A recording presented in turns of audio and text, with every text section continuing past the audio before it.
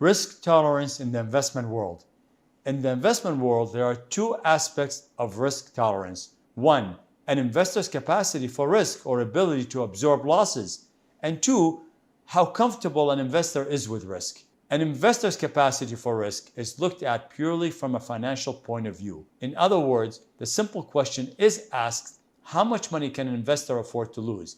An investor who depends on his or her investments to pay daily expenses and for whom a loss would represent a serious problem has less risk tolerance than someone for whom the investment loss might merely be an inconvenience or disappointment. How comfortable an investor is with risk from an emotional standpoint depends on many factors, including his or her objectives and goals, life stage, personality, knowledge of investing, and investment experience. Some investors will hang on to an investment during a downturn in the market, while others will bail out at the first sign of trouble. You should only invest as much as you are comfortable with.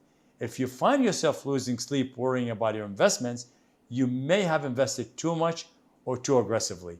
Investors typically fall in three categories of risk tolerance: aggressive, those who are risk tolerant; conservative, those who are risk averse; or moderate, those who are somewhere in between.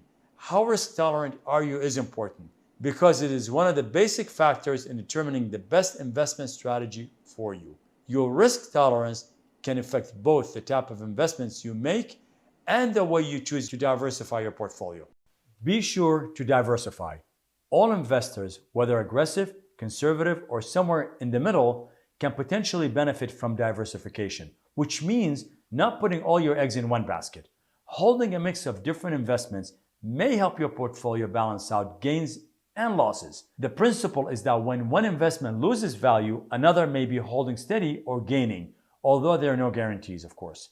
Example, although a young investor may choose to put a large chunk of their retirement account in stocks, they should still consider putting some of the money into bonds and possibly cash to help balance any losses that may occur in the stock portion.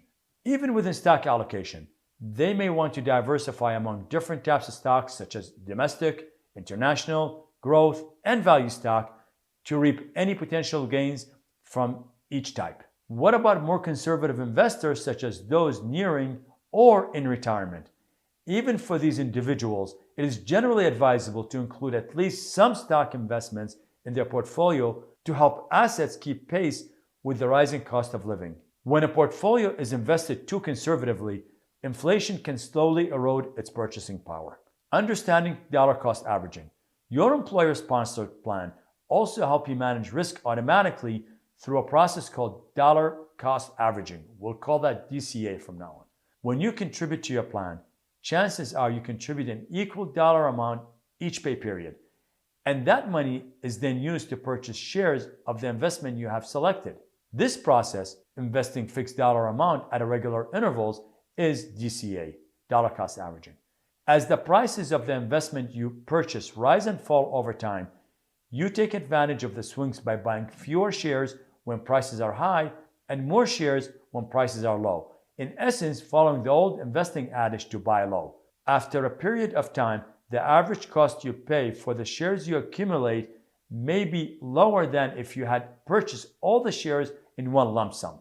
Remember that DCA involves continuous investments in securities regardless of the price.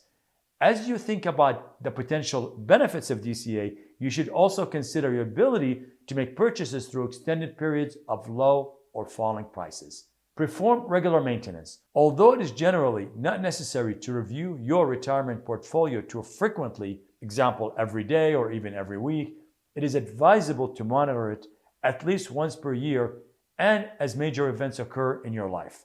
During these reviews, you will want to determine if your risk tolerance has changed and check also your asset allocation to determine whether it is still on track. You may want to rebalance or shift some money from one type of investment to another to bring your allocation back in line with your original target, presuming it all suits your situation.